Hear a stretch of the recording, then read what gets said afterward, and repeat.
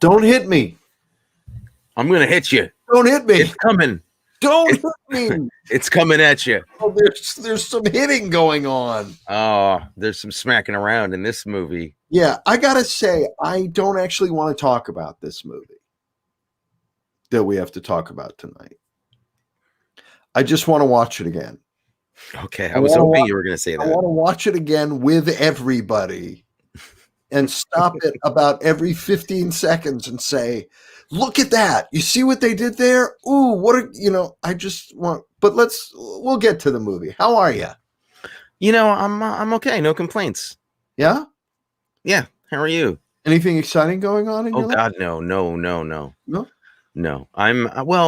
let's see. What am we doing? Well, there's some nice news that, updates on that short movie that I did. Give us the updates. This little movie keeps getting into film festivals.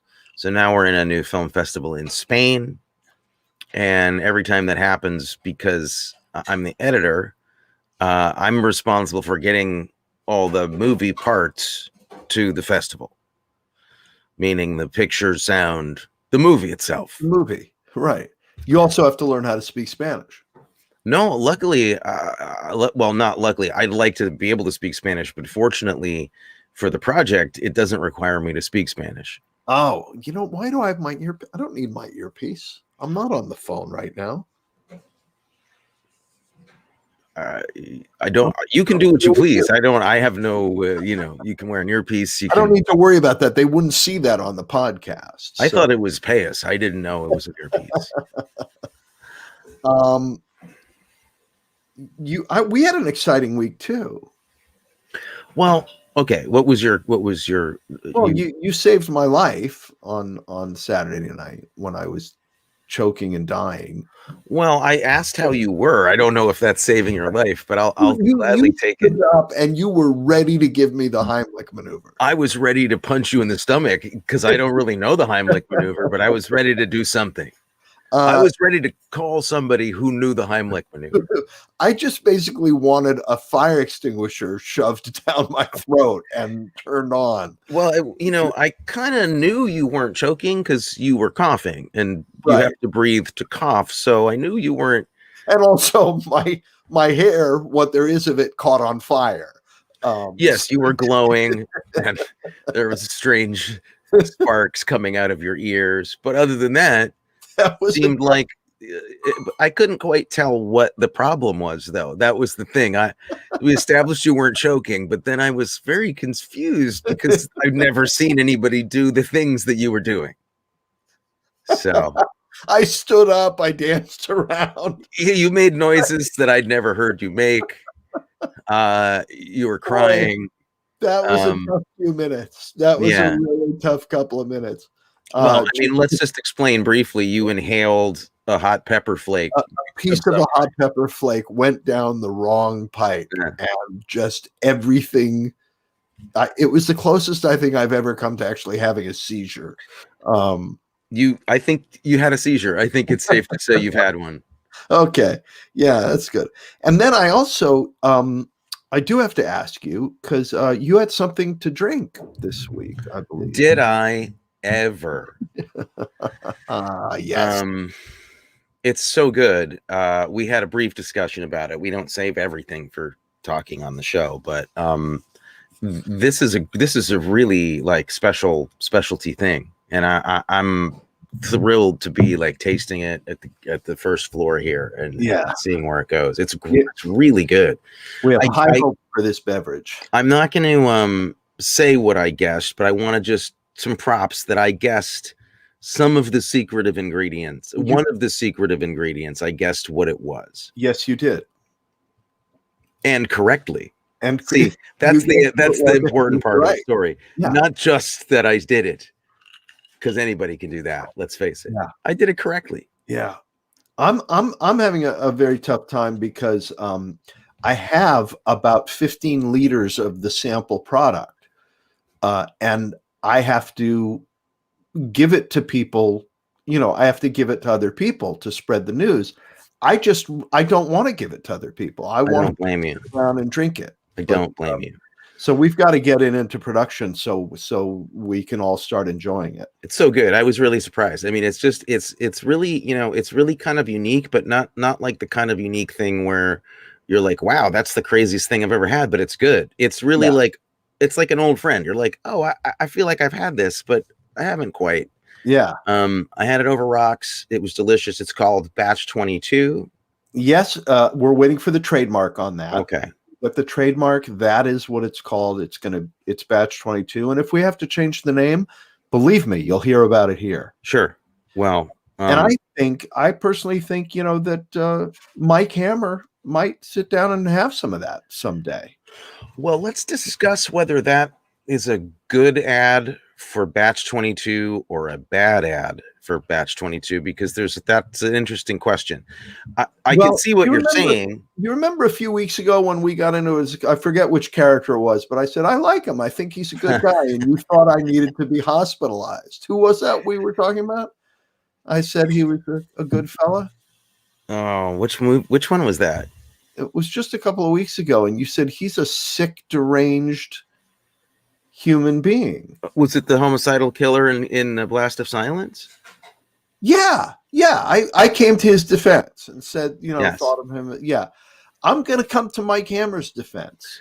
I mean, aside from the fact that actually what he does for a living is basically set people up so that he can blackmail them, that's neither here nor there. I mean, we don't see him do it.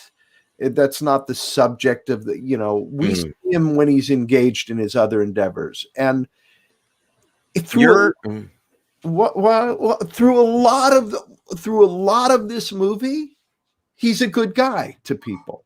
Let's set this up before we start throwing punches at each other, because this is insanity. You've already gone crazy. You do your thing. I'm going to take a nap. You talk about the movie. Okay. And, this is we're talking tonight about a film neither of us either made or in or really know anybody who made or was in, except you have 1 degree of separation to Ralph Meeker, the star of this movie. But we'll talk about that. Oh, okay. That's really I can't wait to know what that is. I'm sure there may be others somewhere hiding in here, but I didn't know about that one. Okay, cool. Well, we're talking tonight about Kiss Me Deadly from 1955, directed by Robert Aldrich, and starring Ralph Meeker, Albert Decker, Paul Stewart, and introducing to major motion pictures Cloris Leachman. This was her first movie. She'd done a lot of television, her first film. This movie was written by I'm going to mispronounce this. Bezarides. It's I believe a Greek name. I think you're probably spot on. It's a Greek fellow. Bezarides. AI Bezarides wrote the screenplay. I know with Robert Aldrich's help involved too. He was very hands-on director, and it's based on very well-known Mickey Spillane character, a series of detective novels with Mike Hammer as the protagonist, the detective named Mike Hammer. So yes. Mike Hammer was a really big deal in the late 40s and 50s. And Mickey Spillane was probably the biggest writer of this hard-boiled stuff at the time, would you say? Certainly one of them, yeah. I mean, he was so famous that he was on television as the character. Like he actually played Mike Hammer in a TV show. That's how famous Mickey Spillane was. Yep.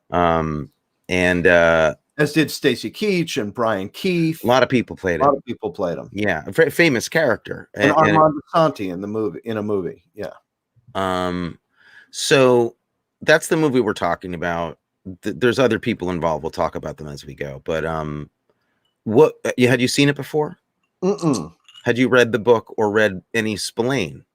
I started the book a few days ago. I haven't finished it yet. It's really great. Okay.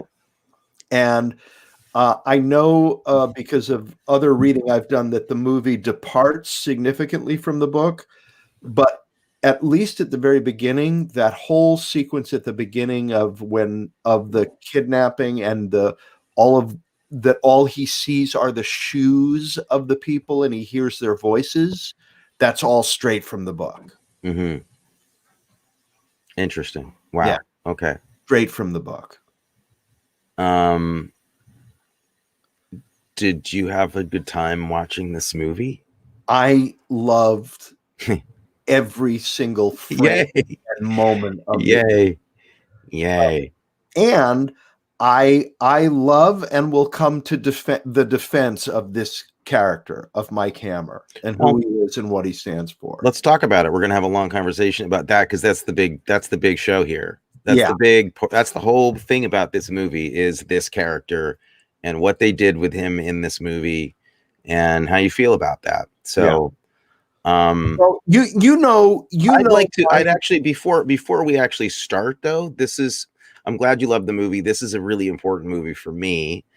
It wasn't my first noir movie that I'd seen by a long shot. I had already loved more noir movies and thought I'd seen a lot of them, but I was still educating myself. And about 10 years ago, I think it was, my really dear friend Clark Middleton and his wife Alyssa showed me this movie. And Clark passed away this year. He was he died, not COVID related. It was very tragic and sad and unexpected. And so I will never think about this movie or see this movie without thinking about Clark. I saw it with him at his apartment. He and Alyssa showed this film to me, and he knew that he knew what I liked. He knew that I was a horror fan and a noir fan, but knew more about horror. And so he kind of picked this movie knowing that it would appeal to me with that sensibility. And I didn't know why, and I don't want to blow that now, but you can see what I'm saying. Like, why. I know where you're going with that. Yeah. So this is a really big movie for me, and it's really nice to get to talk about it and to think about Clark and Alyssa when talking about it, because he introduced me to a lot of movies, and this was one of my favorites. So anyway, and I wasn't fortunate enough to meet Clark, but it has to be said in talking about him, spectacular actor.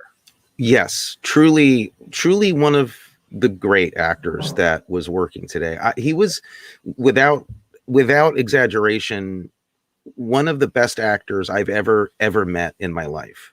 He did things as an actor that I'd see, in theater piece too, like, or in class when he was teaching. It wasn't just from the movies. Like, I got to watch him work in a lot of different ways, and honestly, he was a magician. He was an absolute magician. Yeah.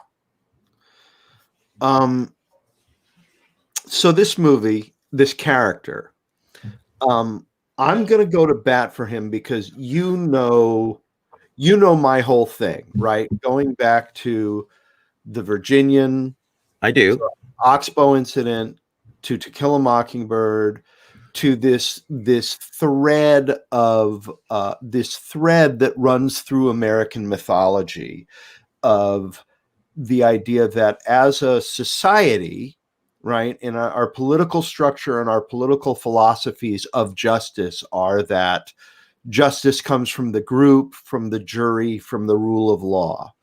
And in our mythology, the Virginians said, in whenever Owen Wister wrote that, 1909, 1898, whenever the Virginians said, no man is my equal until he proves it to me. And justice comes from the six gun. So our mythology is the individual is the arbiter of justice. Our political system and our other philosophy is, no, justice comes from the group. And everything goes horribly wrong in the Oxbow incident. And in To Kill a Mockingbird, everything is flipped because Atticus is the hero and he's a lawyer, but he's only able to achieve justice at the end by going against the law. And he realizes that the legal system didn't save his client, and he has to let Boo Radley not stand trial for the murder of Bob Ewell, because that would be a sin, blah, blah, blah, blah, blah. This movie is a very dark distillation of that. Government is protecting the bad guys in this movie. And Mike Hammer has been wronged. This woman's murder must be avenged. He's been attacked, and he's going to do what he has to do to achieve justice. And I think in this movie, he does a lot of really moral things at first before he starts slapping people around. He saves the girl. He covers for Elkins. He helps the old Italian guy with the he's busy doing nice things for people until too many things get in his way, and then he starts slapping people around like there's no tomorrow. I find it interesting that you have, before even describing the plot of this movie, decided to defend the main character, which implies something important. Why would you do that? Well, why would you, before even talking about the movie, think that you had to go, well, I like him and I'm going to support him? Well, because I thought that you were thinking he's a bad guy. I didn't say anything about it. I didn't say anything about it, but it does. But that's what this is about, though. I mean, you're saying it because I think that's what this whole movie is really about. Is an examination of the archetype itself. Yeah, and I'd be interested to hear what Robert Aldrich had to say about your interpretation. Everybody takes away their own thing from a movie for sure. And I think what's great about it is that I don't know if I'm with him or not. I don't. And I think that's what's really wonderfully complex about it. Just so we can, let's explain this to people. Mike Hammer, the character in fiction, was a pretty brutal character. He was a very violent, very womanizing, like classic 50s stereotype macho guy. And Mickey Spillane knew that, and everybody knew that. That's who Mike Hammer was. Of all the detectives, he was the toughest, the most hardest boiled guy, the least compassionate, sympathetic dude. That was his whole thing. And I think what's great about this movie is that Aldrich wanted to comment on that character and that society, because Aldrich, the director, wasn't a fan of 50s America. He was a very liberal guy. He stood against the witch hunts and everything, and this kind of fascistic, what's in it for me attitude. He saw all over this thing and said, well, let's make the movie, but let's really expose this. Let's really expose it and show him for what he really is. But to do that effectively, he knew you had to kind of put a lot of gray area in it too. So what's amazing about this guy, and you really brought up the key thing about this movie for me, which is what is this man that America has made? Like what have we created? He's kind of the Frankenstein monster in this to me. And he's a product of his times, and his behavior as a detective, and he can hide behind all of that moral code stuff, but just as a person, his interactions with other human beings, outside of a couple very key, interesting, pointed exceptions, is callous, brutal, and you're troubled, for instance, by the fact that he sends Eddie Va-Va-Voom on an errand that gets him killed, and then when he's killed, he's kind of like, huh, and walks away. But honestly, that is the most emotion he shows in the movie. Like, well, he's upset. He goes and gets drunk and toasts the guy. No, I'm more talking about the main character who literally pimps his girlfriend's secretary out to the bad guys to get information. Well, you got me there. I mean, that's not, see, what's cool about this movie is that it doesn't play cute about that. Like it makes very plainly clear that's what he does. Yes. On the other hand, he also, when she's saying, I love you, he doesn't make her do it. She's constantly saying, I love you. Maybe someday I will pin you down. He doesn't say, oh yeah, baby, someday. That he is 100% honest with her about who he is. and she tags along for the ride because she wants to, because she has hopes that someday she'll convert this wild animal. Okay. But if you fall in love with the wild animal, that's on you. I mean, there's a lot to talk about. The fact that you admire this man is something I would have kept private. I would have kept it to myself. I'm going to be canceled after this show, actually. Well, and fired. Maybe. Let's put it this way. Look, we're talking about a movie where Ralph Meeker as the detective. This is 1955. This is at the end of the real noir. Like, this is one of the last, like, I think, of the actual technical, literal noir phase of movies. It's coming near the end of it. Yeah. Pop art is starting to become a part of it, and beatniks and different kind of interests and stuff. So this detective world is not really as intriguing to the audiences, I guess, and they're phasing them out a little bit. But this was really trying to adapt to the times a little bit. And it does. Do you know the movie The Long Goodbye? The Robert Altman movie, Elliot Gould one. Elliot Gould, yeah. That's another movie I adore, I love, and this would be a great double bill with that, because there's so many similar things, and there's a lot of things I think Altman was like riffing on as regards just to this movie itself. Yeah, and speaking of tough guys, Elliot Gould, right? But I mean, that was the similar kind of deconstruction. I think that, what makes this movie so great is that Robert Aldrich it's the combination of these elements. You got Mickey Spillane, who on one hand is this, incredibly brutal, raw, but moral guy, like supposedly moral. Like he's got the code, but he'll do anything to follow that code. He doesn't really have any compunctions. Right.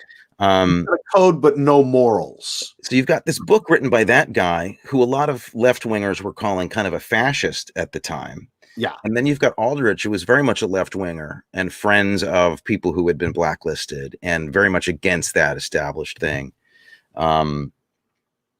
Making this movie and kind of getting hired to do this film. It was one of his first big movies. It was the first, I guess, I don't know if it was a hit or not, actually. But it was one of the first films he'd gotten to do out of TV, and how he was just able to say what he wanted to say about the times and the culture and about all of it, the violence of the 50s and everything, and how irredeemable he felt these people were, but yet create a character who also was also mythic the way that these characters had always been. It's kind of a magic act, I mean, he's a really complicated hero, anti-hero to follow around, because he's really an anti-hero, like in many respects. If a hero is somebody who does things because they're doing it for the right reasons, Spillane is somebody who's doing it either to get something that he wants or to solve a case. But you never really get the feeling like he cared about Cloris Leachman. He's doing it for a code, not for anything that warms his heart. No, it's more because they beat him up and ruined his car than exactly. Yeah, exactly. He says, like, "What's in it for me?" several times in this film, and that's kind of what he's about. Yeah, it cost me.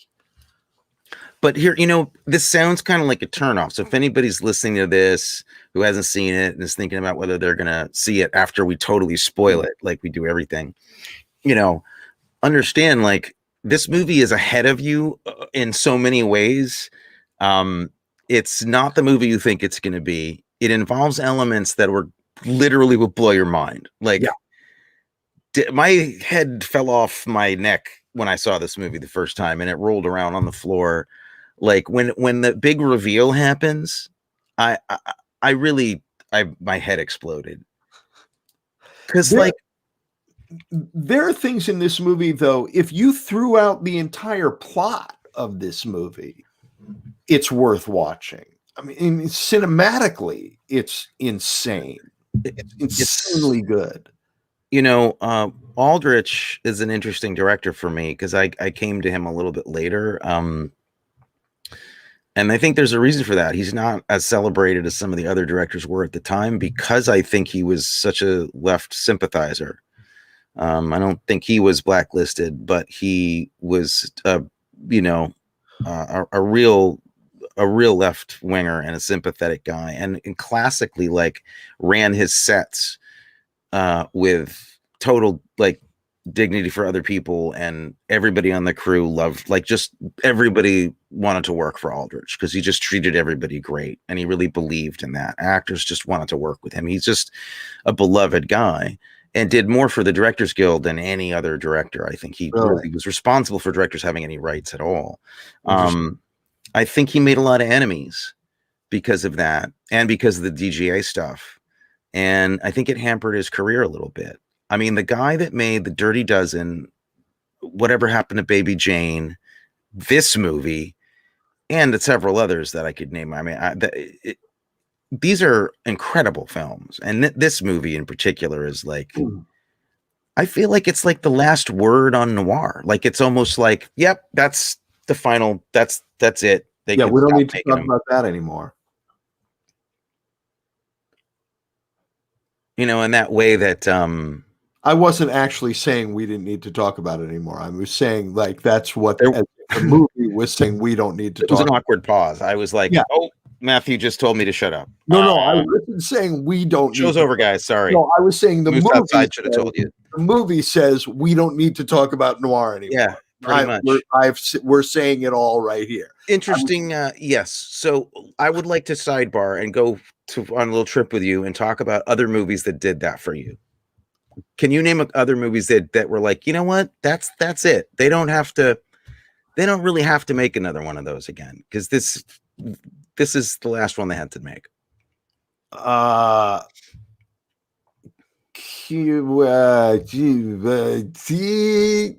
don't know. Let me give you an example. Okay. I found this to be very, very much like the movie Unforgiven, that Clint Eastwood movie, right? Similar main character, somebody that it's impossible to get behind in a way, because they're just not, they're bad news. They're bad news, but somewhere is also mixed in that mythology that makes them impossible to ignore. And it's just a perfect examination of this American character that's, you know, totally Lethal Weapon. Maddie Blake is in the house. Fantastic. Yeah. Maddie Blake from Rated P for Paranormal. We love Maddie Blake in the house. Lethal, no more cop buddy movies. It's over. I think you're right. I think you're right about that. Although we wouldn't have Running Scared with, you know, I don't know. I can't talk about cop buddy movies without talking about Freebie and the Bean. I got to give Freebie and the Bean. Yeah, but Freebie came first. So Lethal Weapon, they could stop after Lethal Weapon. Okay. All right. So what about the Good Guys?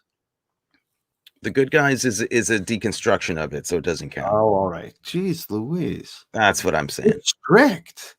I know what the rules are. I'm not strict. I don't make the rules. I just know what they are. You're very strict. I would love to say whatever you want to say. Do you have something you want to say? I want to talk about Stairs. Tell me. Speak to me. Well, I don't know. We can talk about it. We can look at pictures of stairs for a while. There's a lot of stairs in this movie. There's a lot of stairs in this movie. So, for those of you in the podcast, well, you're just going to have to go to our website and look at the collection of stair photographs. Well, they'll be on Instagram. They'll be on Instagram. Yeah, we'll put them on Instagram. Why not? Yeah. Okay. So, I want to go to. We've got the stairs here. So there's one shot of stairs. Stairs. Stairs. Stairs. Stairs. Stairs. Well, it's Angel's Flight, but that's stairs with a trolley on them, so that you don't have to climb the stairs. More stairs. Stairs. Stairs. A woman coming downstairs, the stairs at the beach house. Those stairs, those are the best stairs. Thrown down.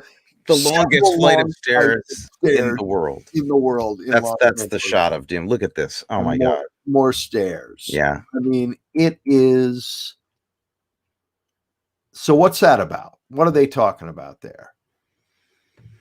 I don't know. Just saying that for Mike Hammer, life has its ups and downs. It's not.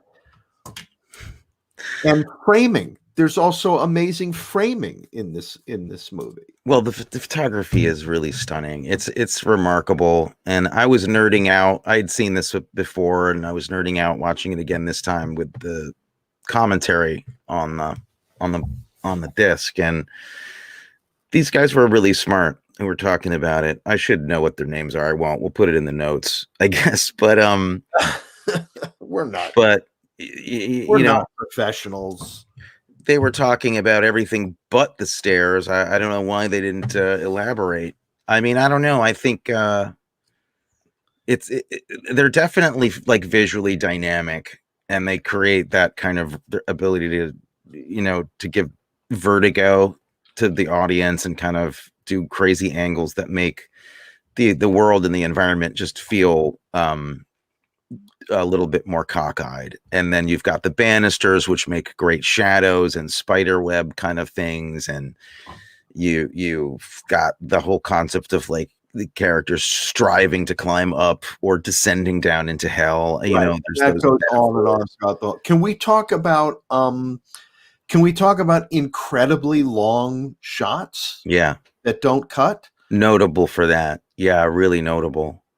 That great scene at the boxing ring at the gym, starts with that guy and follows him all the way out, and then we pick up Mike coming in, and it just goes on and on. That scene, amazing.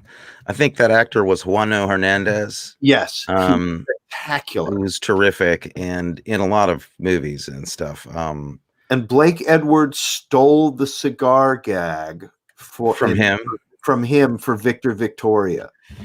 How about Strother Martin as a young man? Oh my God, that scene is breathtaking. Yeah, extraordinary. I mean, all these little performances with all this gold going on, just phenomenal. Marion Carr, I mean, fantastic.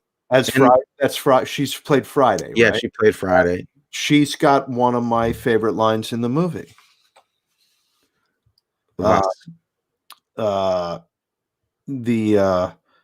You don't taste. She kisses Mike Hammer. They've just met. She just walks up to him and starts making out with him.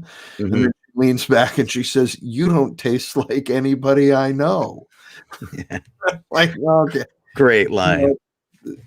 Just crazy. Great line.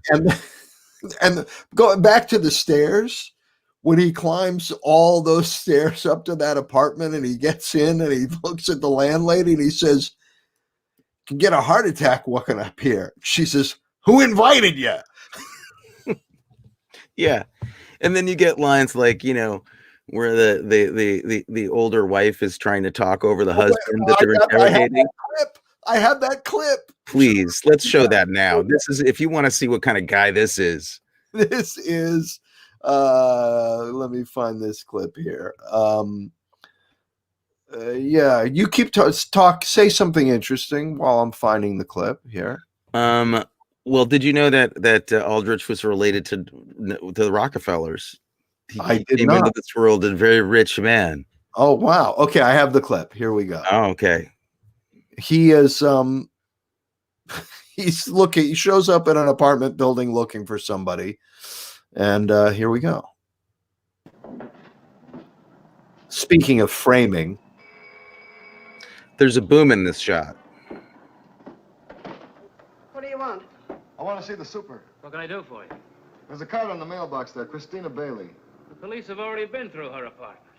He told you the police have already been through her apartment. I want to go through her apartment. Ask him who he is, Horace. Tell her to shut up. Shut up.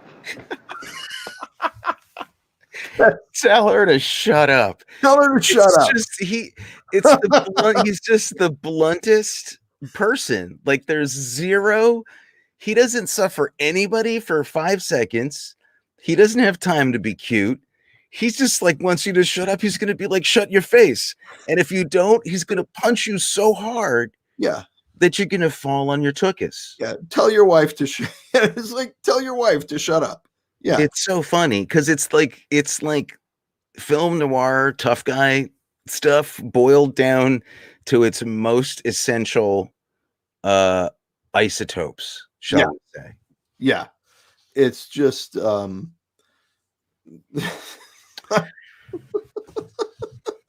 her to shut up. Shut up. That's James McCallion and Jessalyn Fax as the Excellent. landlord and his wife. Can we just go into some other? I want to talk about some of the smaller. Well, first let's talk about Meeker. Well, he's my from. What's that? You know where he comes from? I don't know. I know other than his work, I don't really know much about him. Well, okay, your connection with him is he starred as Hal in the original Broadway production of Picnic by William Inge, directed by Josh Logan, with Eileen Heckert. No kidding. Okay. Yeah. Interesting. And there is a clip, and I will put the link for this in the description of the show. There's a clip of a scene from the play, an 8-minute scene from the original Broadway production of Picnic that was performed on the Ed Sullivan Show, and you can watch it on YouTube. And it's Ralph Meeker as Hal, Eileen Heckert, Kim Stanley, and Janice Rule. Wow! And it's one of it. It just shows you how great theater use. I mean, just Picnic's one of my favorite American plays. But so he really rose to stardom from that, and then went on to other great things. So that connection, for those of you who care, is I did a play with well, I mean, we got to explain why with Sidebar happened. Is that I did a play with Eileen Heckert, called Waverly Gallery, and Hecky was a great lady and one of the great actresses, and so I have something in common with Ralph Meeker. He also was the second Stanley Kowalski. Oh, that makes sense. He took over for Brando in the original Broadway production. That makes sense. He's a good actor, and he's really he gave himself completely over to this character, I think. I know him from Paths of Glory, of course. Right. He's also in The Naked Spur and Dirty Dozen, and he was just a classic 50s guy. Great looking guy. I mean, just as handsome as hell. Oh yeah. And probably like for looks like matched what you'd think of Hammer being more than anybody. To me he is like he is Mike Hammer. Like I can't, after seeing this version of Mike Hammer, I can't really see anybody else in the part. Right. He just owns it. I'd love to show. Can we show the opening? Because this movie is so freaky weird. I think there he is. There's Ralph Meeker. But the opening is cool because it's also got great music behind it. Yeah, which is a song that comes back again, like it does in Altman's movie as well. So, which is I think maybe where he may have got the idea. All right, so here we go. So these are the credits. Check this out. And now, fellas, we'll hear that fine new platter by Nat King Cole. I'd rather have the blues.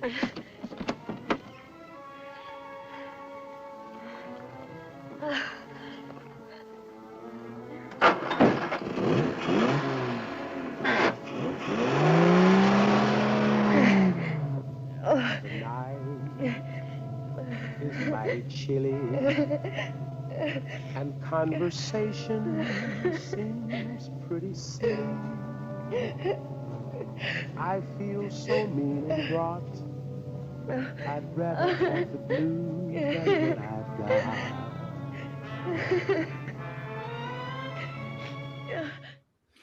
I don't know. It might be it's probably my favorite credits sequence ever. This film, it really blew me away when I first saw it. Every time I see it, it kind of amazes me.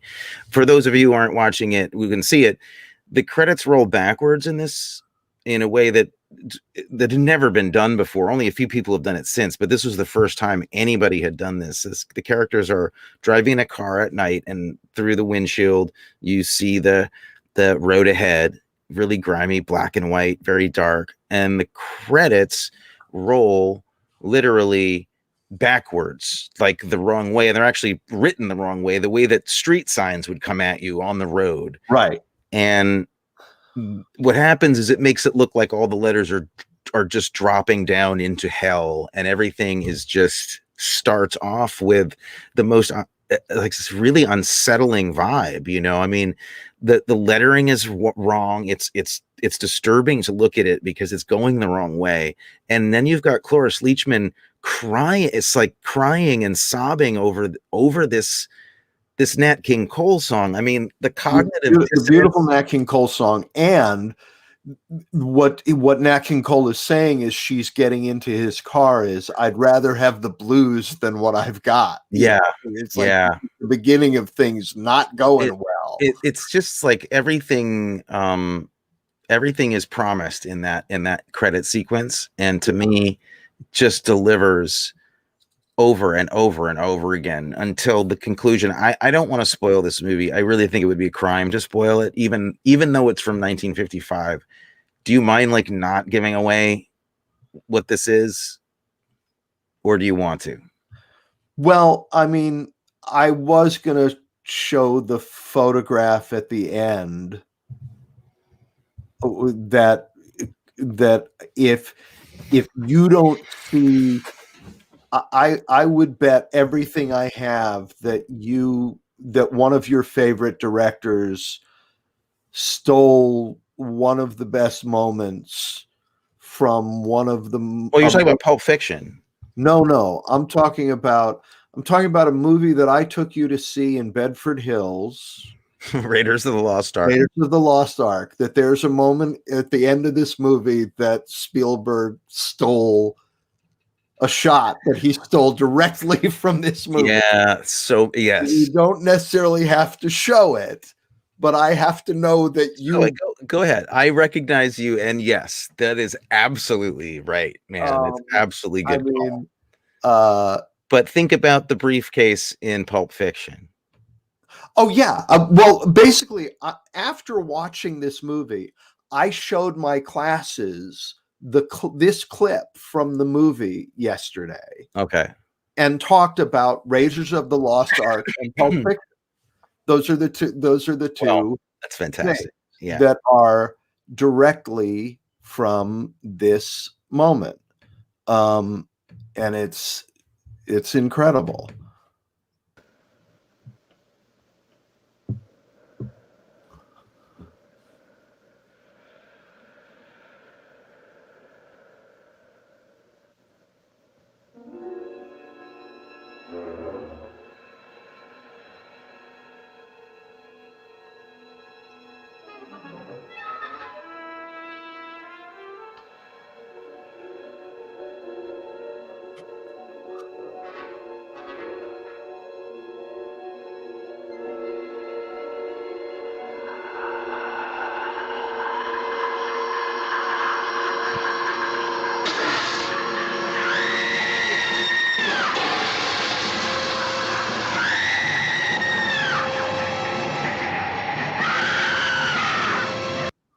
Don't look at the light, Marion.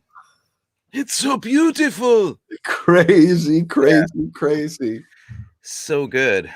So good. This movie goes. I could not believe it when it got there, and I saw it. It's like, what in God's earth is happening? That's what this movie is about. Yeah, it really is. It's such a great deconstruction, and the other thing about it is that I don't want to fully talk about the end because that gave enough away. But like to suffice to say that the reason why I feel like this is the last noir movie, like final word, mic drop on real noir, is because it like goes, we're in a new age now.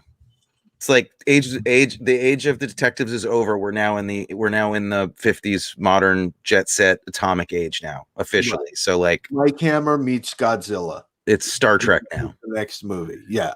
And to decide, like, I don't know, it's to decide to make such a bold move with a beloved character like that and really show the dark side of LA underworld stuff and the brutality of these heroes. Like, you know, yeah, maybe cowboys were great guys, but they also were bloodthirsty, murdering bastards. A lot of them, and just shot people. Well, so it's like what's great about this movie is that it shows you without playing any cute games. It just shows you exactly what this is. Yeah, it doesn't pretend he's not brutal, but it also shows him doing a lot of nice things. Like he actually will help an old man with his luggage up a flight of stairs, or you know, he's actually more friendly with kind of like down and out or immigrant people who he knows in LA than with like sophisticated types. He definitely, his best friend is a mechanic from Italy, and he frequents like a black nightclub where he just likes the music and he likes the atmosphere. And they know him, and he's completely he's a regular there. So he has no affectation, and I think you can admire the fact that he actually doesn't go for any fancy nonsense, and he's not into anything phony with his personal life, but he's so fractured that you don't really ever understand. And I think one of the things that may be a key to him is something that's not discussed in this movie at all, but that's really in the core of all noir, is that Meeker's character is the byproduct of a war. You know, is a man who has been through a world war. He was through World War II. It's just a fact of, I think, of men of that age who are in that kind of lifestyle of cops or what, that they probably were in the war. Right. And I think because this film came out only 10 years after the war was over, it was still in the air, but didn't have to be addressed directly. I think there's something that people can kind of go, oh, something happened to this guy. He has an idealism somewhere, but it got broken somehow and never got repaired. And that after the war, it just became like, what's in it for me? What can I do for me? Because I'm going to have a cool car and I'm going to be a cool guy and I don't care about anybody else. But these little tells, like his attraction to classical music, there's something that he likes about culture, even though pretends he doesn't. And that goes through the whole film. There's these amazing, can we talk about some of the smaller roles? Yes. You know, the Kaiser role, for instance, was wonderful. Yeah. Yes, it was. I love a good Kaiser role. No, but the Italian opera singer. Oh, fantastic. Right. From Fortunio Bonanova. From Citizen Kane. From Citizen Kane, plays her teacher in Citizen Kane, Susan Alexander's vocal coach.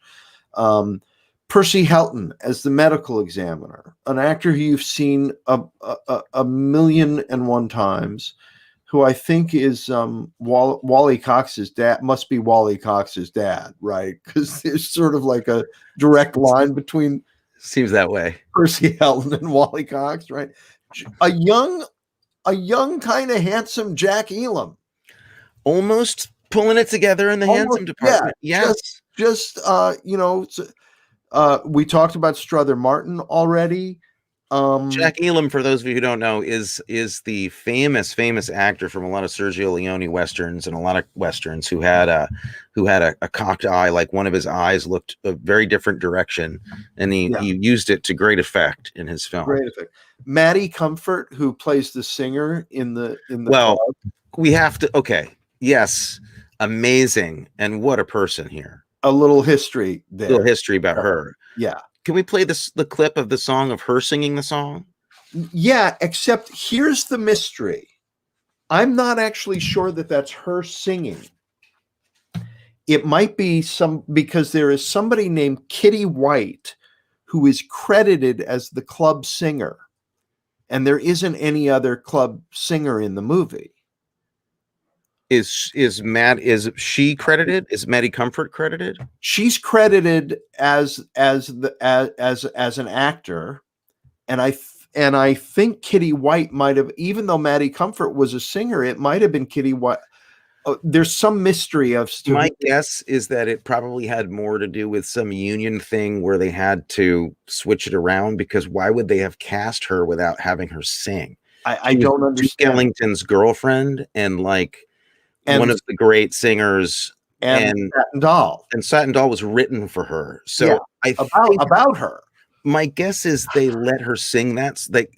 It must have been that they couldn't credit her properly. I would imagine. I would love to know the answer to that, frankly. I searched for the answer and couldn't find it, but because I see this woman, Kitty White, credited, who was a jazz singer, and I can't find her in the movie.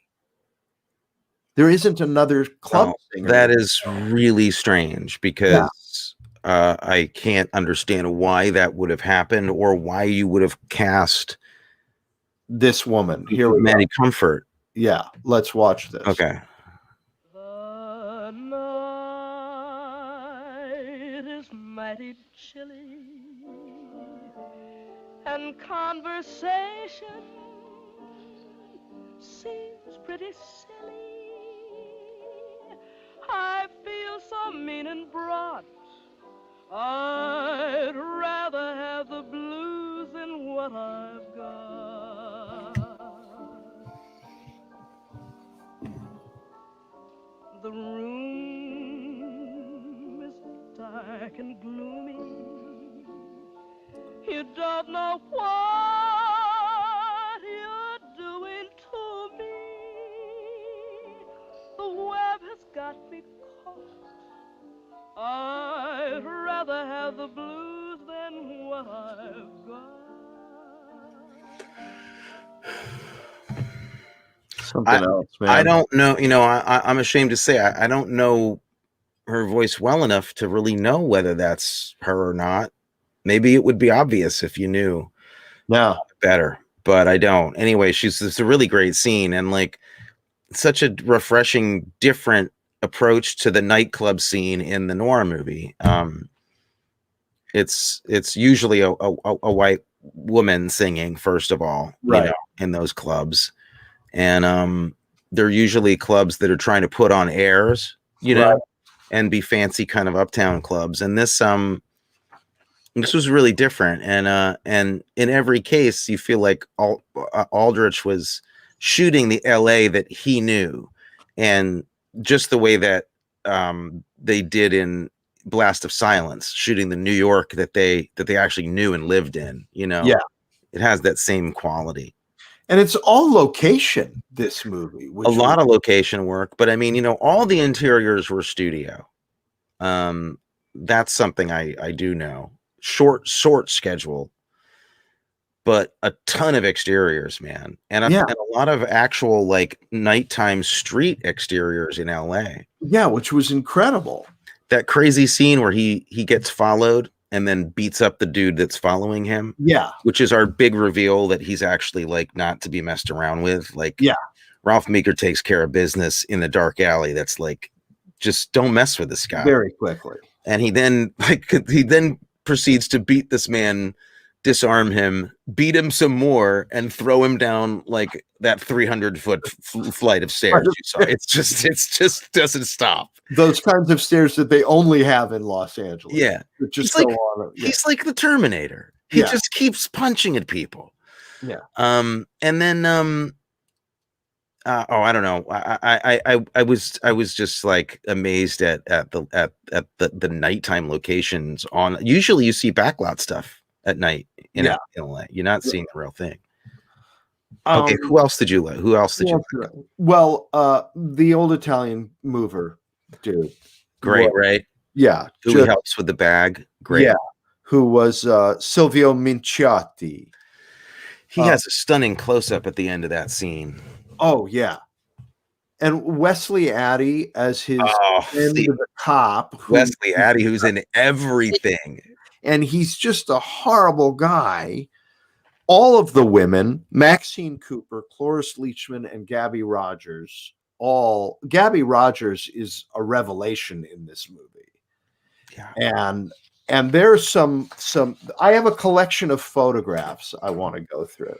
Okay. To talk about. Do it. Because there are there's just some great, where is it? Here, hold on. Did I close the wrong thing? No, there it is. Okay, here we go. Let's share this. Okay, so here is again a photograph of the titles, which I just put together because it says, and introducing Maxine Cooper as Velda, Cloris Leachman as Christina, Gabby Rogers as Carver. All three of those women making their screen debuts. It's incredible. They're all spectacular. It's incredible. Yeah. I mean, they're all remarkable. Cloris Leachman, of course, doesn't have a very big part in this movie for good reasons. And it's too bad in a way. But Gabby Rogers, to me, was the big surprise here. Like, she showed up in this movie, and I was like, wait a minute. Why isn't she like Kim Stanley famous? Like, why doesn't everybody know who this person is? Fantastic. So then here's a nice shot of just Hammer being Hammer. Hammer time. Beefcake, Hammer time. Hammer time. Then we see, here's Hammer's apartment with cameras hanging on the wall. It's like a great shot, tells us so much about who this guy is, right? Set of cameras hanging on the wall. New TV. Bar right front and center, and a TV. This is a bachelor pad of the time. Mid-century modern, right? It's just very... Yeah. And you could also argue a little too perfect on purpose. Like a little Patrick Bateman, to be honest. A little bit. There's no personality in there. Yeah, like there's no love here. It's clinically well done. Yeah. And it also somehow maybe a little for show. Yep. Like, so it's fast. It's a brilliant art direction. Then just this picture, because I love the framing. Great framing. That's the shot that the boom appears. There's a boom that comes into this shot. That's very sad. I don't know that. Then just great lighting when he meets. And definitely good aim. Yeah. It doesn't look too comfortable. Best aim in a motion picture. Yeah, there you go. And more great lighting. Oh, I got out of the way. Yes, out of the way of the gun, right? And another thing of like when he walks in and the two guys are in the dark and he doesn't see them. I call this shot "Unexpected Visitors." This I threw in there because I just love the fact that a lot of the driving stuff was real, wasn't processed. Well, yeah, a lot of it was. All the stuff from behind them is real.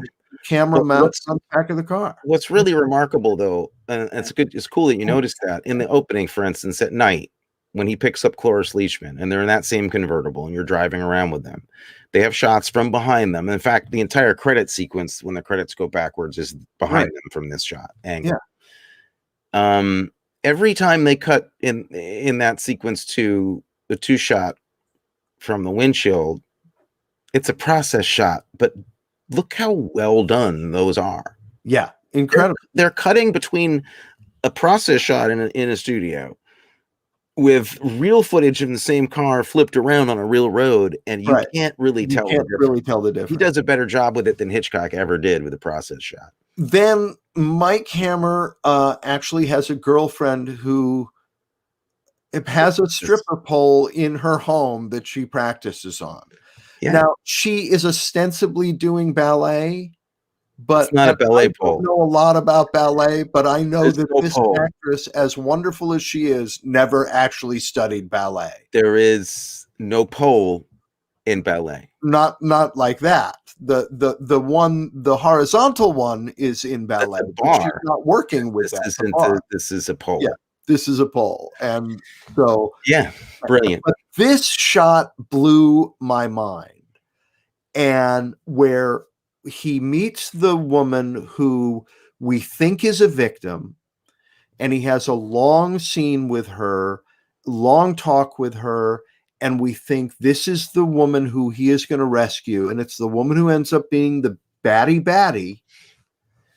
And at the end of the scene, she sits down on that bed and sort of crawls and is hidden by those suitcases, hidden from the camera, which is I remember watching it and saying, that is really odd. And it's clearly not a mistake. What are they telling us with that shot? Well, I mean, why would you frame a shot that way, to have the main character, the subject of the shot, hidden from the camera? Yeah. Well, it's open to your interpretation. It's saying something for real. What's interesting about this to me too is that, and what's slightly frustrating is that even more than 10 years later, another director got credit for a shot very much like this. So when people see shots like this, they always think of Roman Polanski, who did it in Rosemary's Baby. Right. There's a famous scene in that where it's Ruth Gordon takes a phone call in a bedroom in another, kind of down the hall, and she picks up the phone and sits down on the bed, but kind of goes out of frame, like the doorway cuts her off, and you only see like the phone cord and her leg on the bed. Right. The camera just stays there, and famously the DP said, don't you want to move the camera over to get her in the shot? And Polanski said, no, this is exactly what we do. We keep it just like this. And when they showed that film in the theater, apparently early on, when that shot happens, the entire audience started leaning around to the right because they wanted to see around the door. They couldn't, of course, because it was in a theater, but right. It compels you to try to look around and to look deeper into the image because something's being withheld from you, being hidden. So, but anyway, Aldrich is doing stuff like that in 55 and doesn't get the credit for that he deserves. It's just an extraordinary shot. Amazing. And then I just had to throw this in there. Jack Elam, come on, what a face. What a great actor. Incredible. So that's my little collection of photos that you can throw up on Insta tomorrow. Yeah, I'll put some up for sure. Yeah. Another performance that this guy is uncredited in the movie is oh wait, no, where I have it written down. Look at me. Did I mess up? He has two of my favorite lines in the movie. It must be under my favorite lines. Yes, favorite lines. The only thing I ever picked up when I got off the road is poison ivy. The guy at the gas station. Gas station guy. Monkey, gas station guy. And then when Hammer pulls in and says it's pulling to the right, he's got a woman in the car who's clearly got nothing on under her trench coat, and he says it's pulling to the right, see what's going on. And he pulled the gas station guy pulls a branch out that's stuck under the right front wheel, and he says, picked up a piece of branch when he took that little trip off the side of the road. Clearly a little double entendre there. Yeah. That guy was spectacular. And he's uncredited. It's full of really good performances and characters that you didn't really see a lot in the 50s,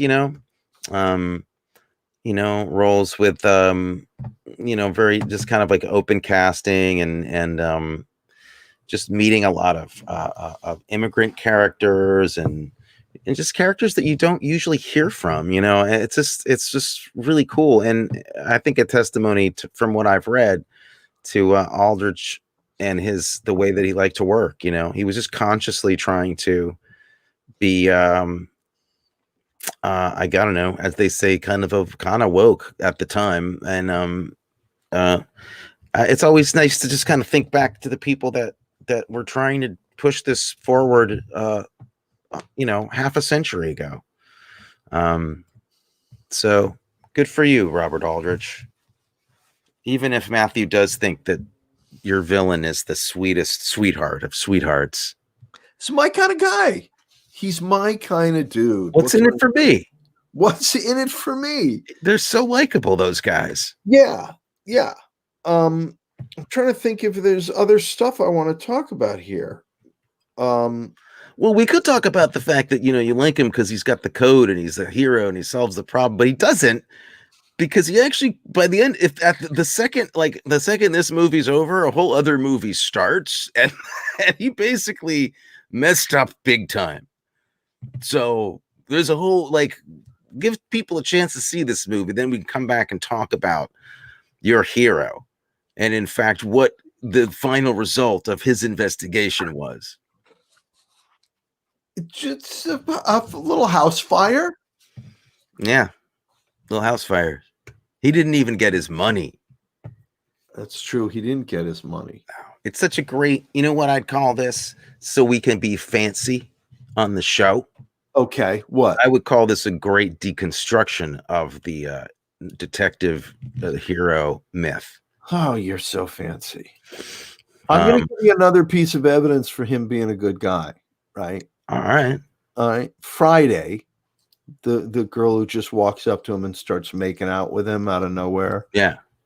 He says to her, she says, "I like to be friendly." And he says, one of the best ways to be friendly is to know when to say no. Right. Anything that you say that he does that you like is because he doesn't take advantage of her. Because it doesn't serve him to. Okay, don't mistake him. You will notice too that people go, well, he helped that old guy with the luggage, but he needed something from that guy. He needed information from him, so he'll do something like that. For instance, he's a good guy because he won't sexually attack you. If it's not convenient. That's a great guy. Okay. So what you're saying is that his personality is defined maybe more by something like this.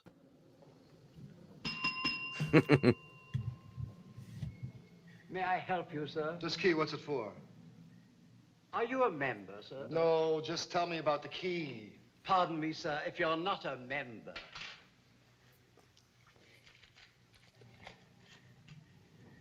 My dear sir.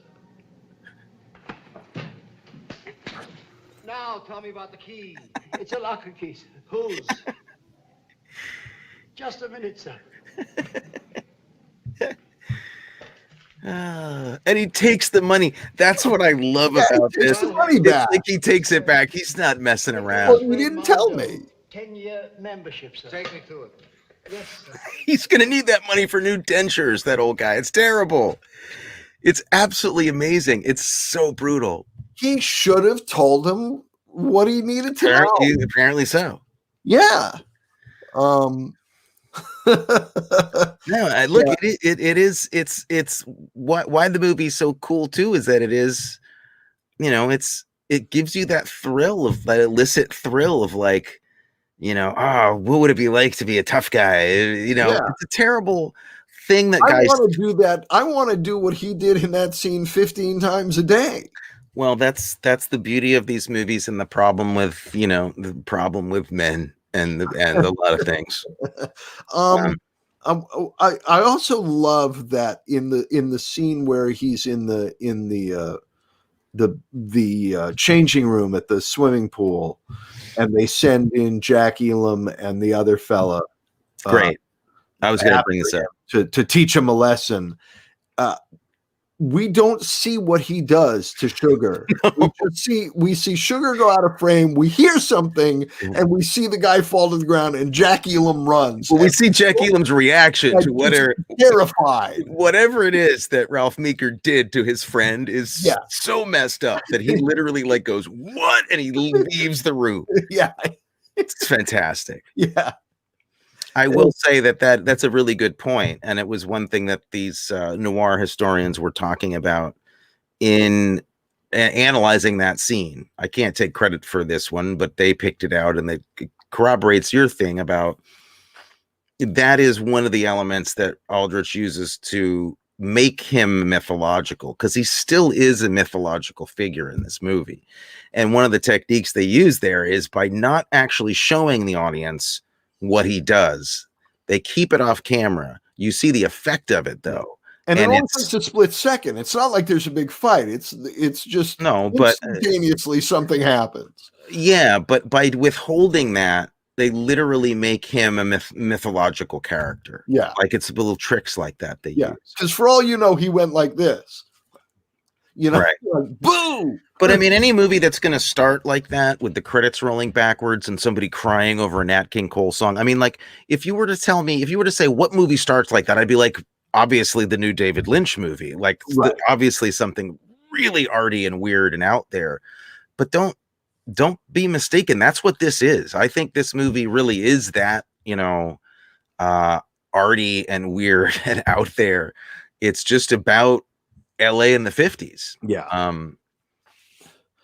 Well, LA's still a little bit like that. It is.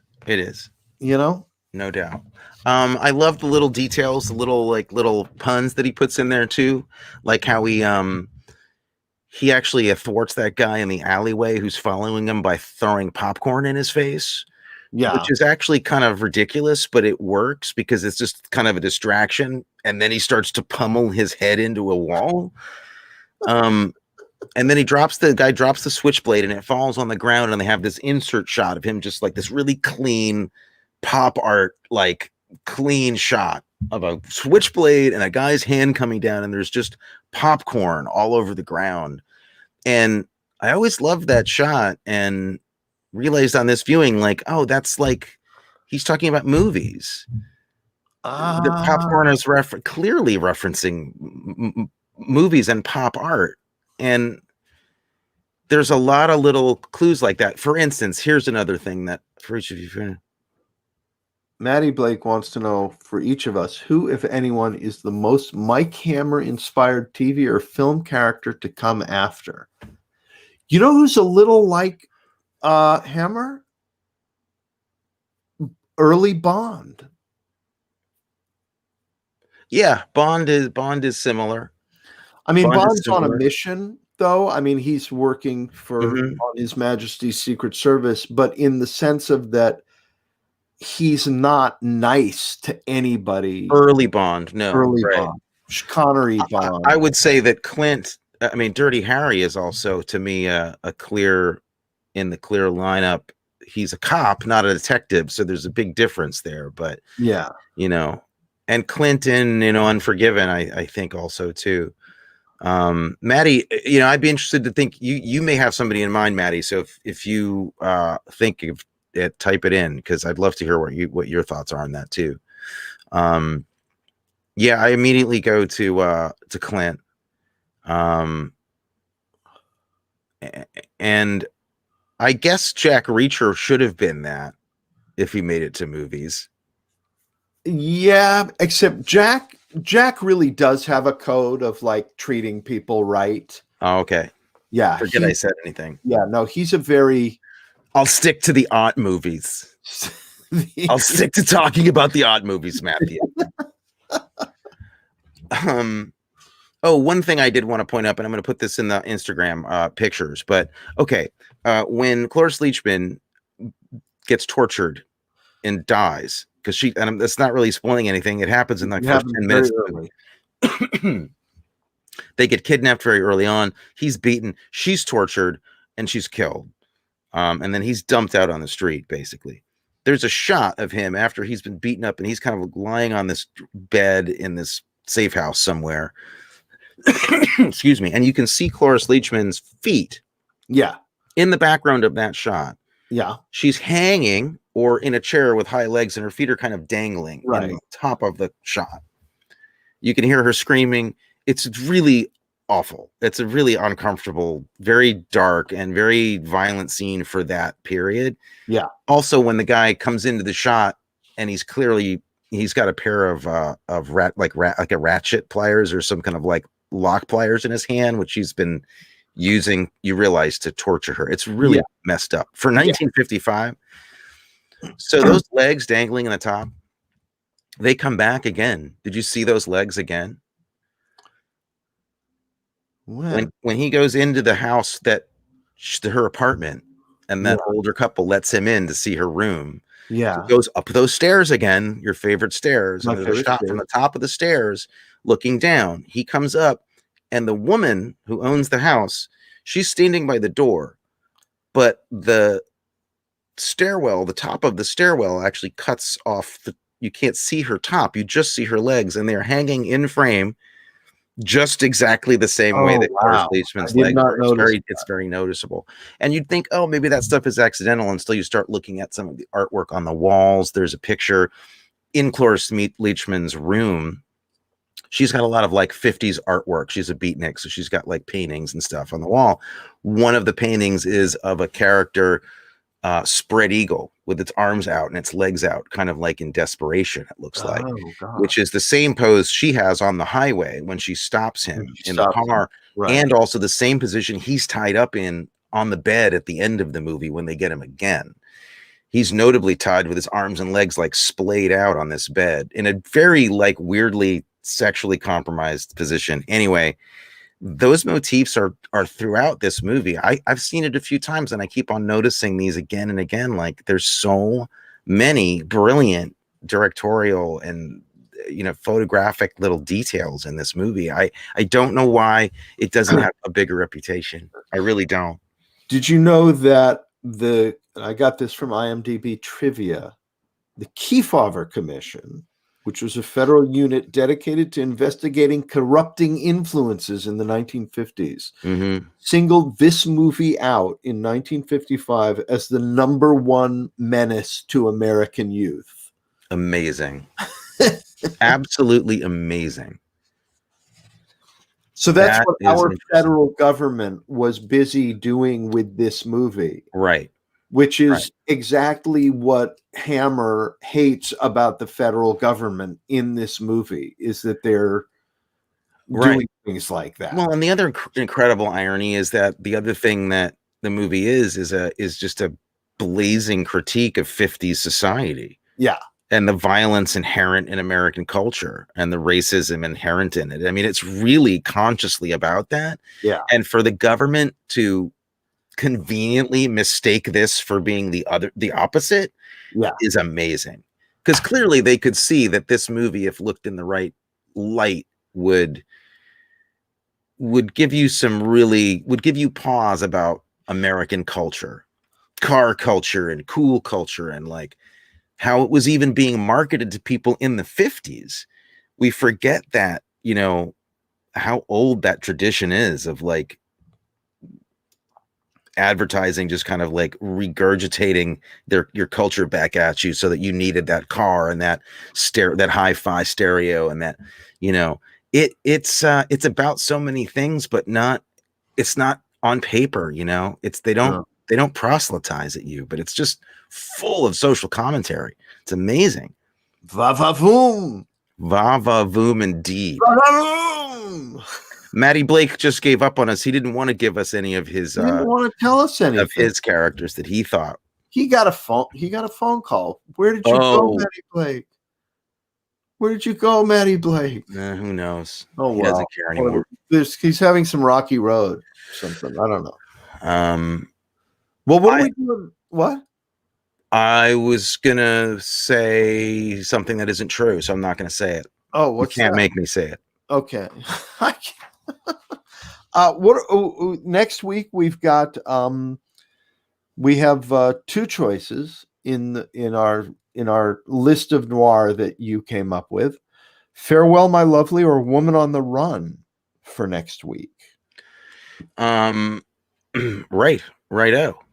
Well, Women on the Run is great. I've never seen Farewell My Lovely. Farewell My Lovely we might want to do last because it's not technically a classic noir. It was made in the 70s, and it's kind of a updated throwback movie. Matty finished his sport, his sport of Rocky Road, and he thinks Nash Bridges. Yeah, Denzel Training Day character. Gotcha. That makes sense. Yeah, Denzel's Training Day. Yeah, okay. But I mean, he was straight up bad person though, criminal. But you could argue that so is Meeker, because Meeker pimps out his girlfriend in this movie to villains. Matthew, to villains. He doesn't care. He's heartless. He's like the honey badger. He doesn't care. He doesn't care. Honey badger don't care. Honey badger don't care. Yeah. I want. You know what? The only thing that's wrong with this whole experience, what, is that you know that Shatner auditioned for this movie, and we haven't seen the tapes. Oh my god! Oh my god! What would you give right now to see William Shatner's audition for Kiss Me Deadly? Yeah, that would be pretty great. Yeah, I would love that. Well, I think we've covered this movie. We've covered The Waterfront. Let's face it. And next week we'll cover Woman on the Run. Yeah. Kiss Me Deadly. Let's just see. I'm a nerd, so I have this movie on Blu-ray. So I don't know where people find it. It's on DVD still, but Kiss Me Deadly might be hard to come by. If you put a comma in there, it's easy to find. Kiss Me Deadly. Yeah. Which is an episode of Pee-wee's Playhouse. It's a 1938 madcap comedy starring Cary Grant, Myrna Loy, and William Demarest. It's a sequel to Topper.